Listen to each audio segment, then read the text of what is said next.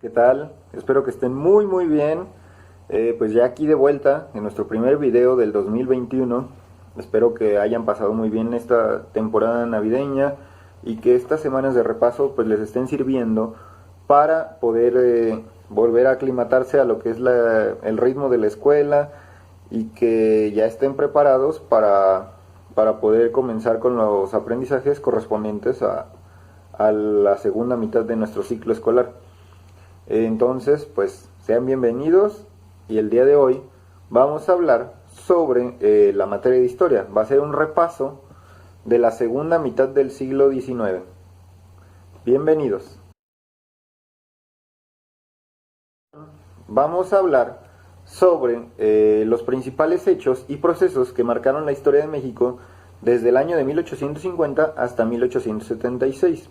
Ya sé que esa no es toda la segunda mitad del siglo XIX, pero es hasta ahí donde abarcamos en las clases pasadas. De 1876 para adelante es un periodo histórico diferente que vamos a comenzar a ver más adelante.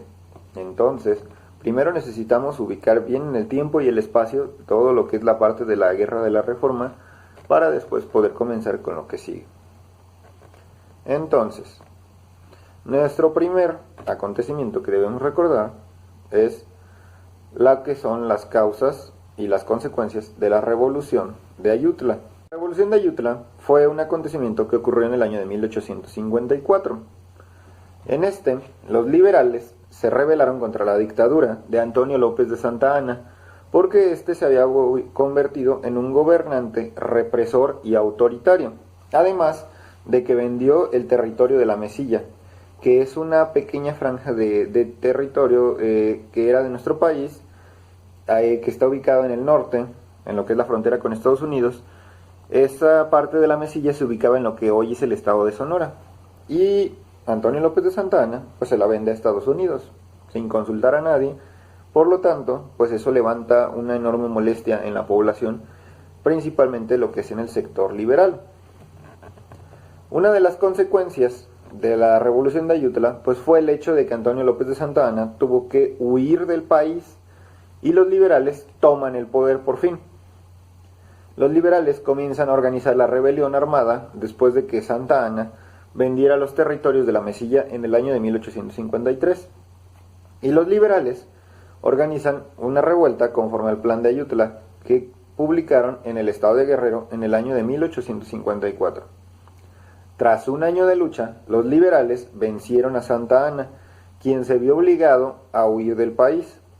Posteriormente, quien sube al poder fue el general liberal Juan Álvarez, aunque su presidencia solo duró el tiempo suficiente para poder organizar las elecciones. Es a lo que nosotros le conocemos como un presidente interino. Un presidente interino va a ser aquel que cubre un periodo de tiempo determinado, que es mucho más pequeño que un gobierno normal, y que ya él, desde que entra al cargo, sabe que su posición solo es temporal, en lo que se convocan nuevas elecciones y se tiene un ganador mediante la democracia. Entonces, tras estas elecciones, el triunfo pues fue para otro liberal que participó en la Revolución de Ayutla, Ignacio Comonfort. Este es el momento que marca el inicio de lo que conocemos como el periodo de la Reforma Liberal, cuando se impulsan cambios muy profundos en las leyes que llevarían a una completa reorganización de nuestro país. La dictadura de Santa Anna, para los liberales era urgente hacer cambios profundos en todos los ámbitos de nuestro país, en la política, en la economía, en el ámbito social y hasta en lo cultural. ¿Cómo lo lograron? Este cambio se logra a través de la creación de nuevas leyes y por lo tanto una nueva constitución, la creación de las leyes de reforma y de la Constitución de 1857. Fue importante porque se definieron unas nuevas reglas para nuestro país. Los liberales querían crear unas nuevas reglas porque su objetivo principal era terminar con las antiguas estructuras e instituciones que venían existiendo desde el periodo de la colonia y que a pesar de que ya no le pertenecíamos a lo que es España, seguían existiendo. Entonces querían que los mexicanos pasaran de ser un pueblo de súbditos, es decir, de gente que está bajo las órdenes de otra persona, de un reino a ser ciudadanos, es decir, individuos libres e iguales ante la ley.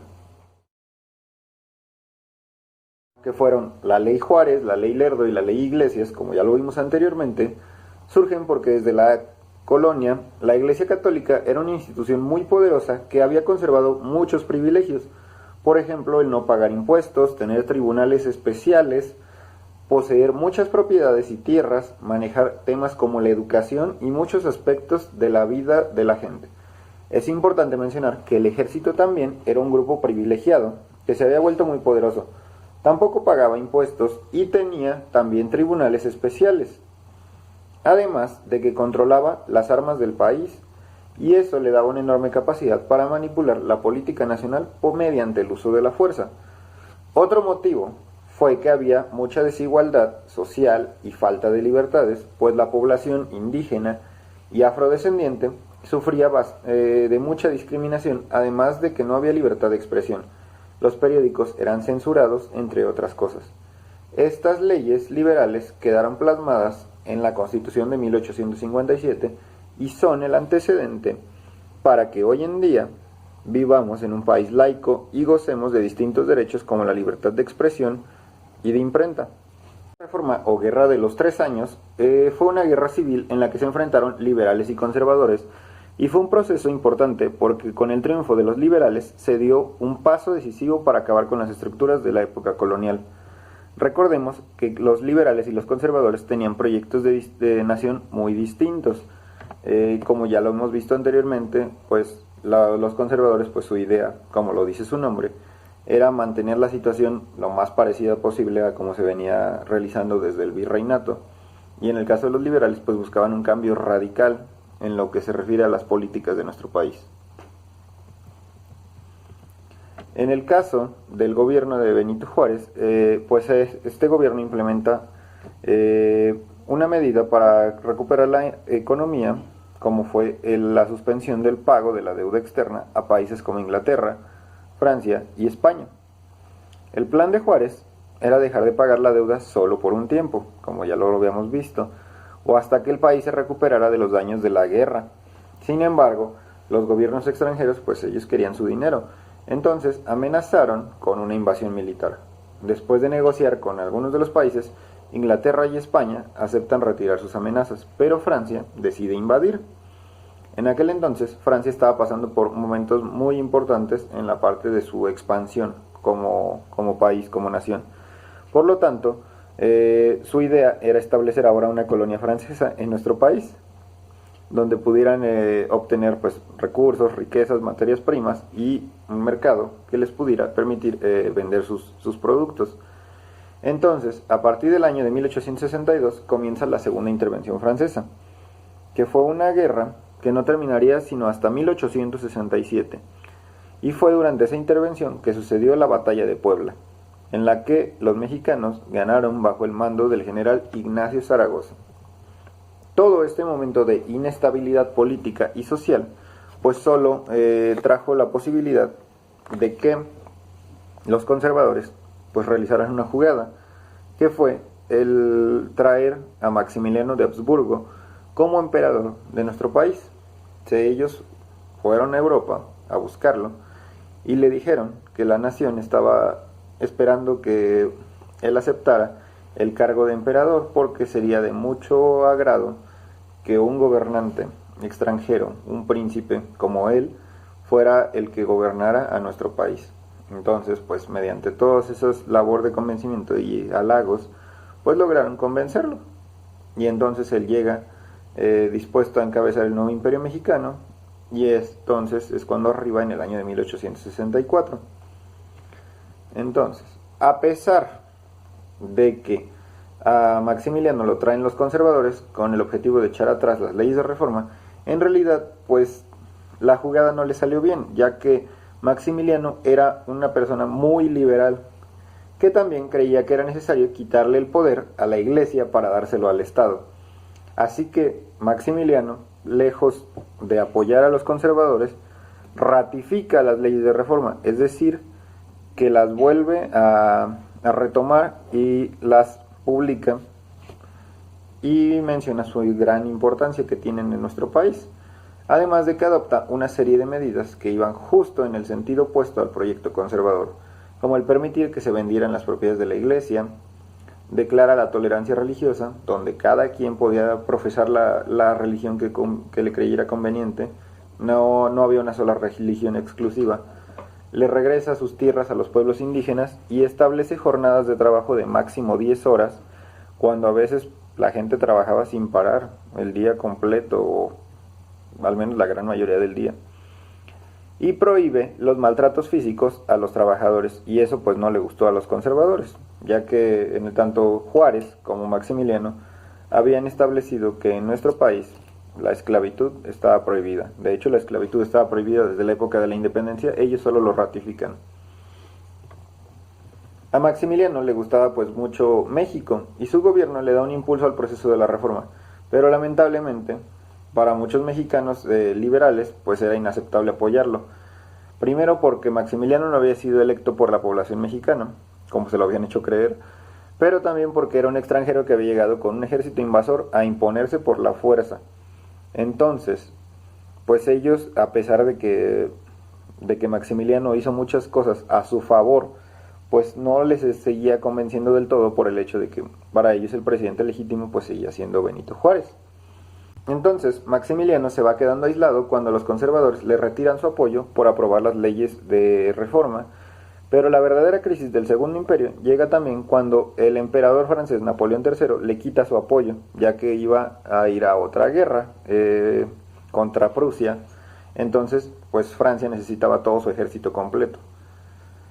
Ya entonces, ahora Maximiliano, sin un ejército que le apoyara, pues entonces también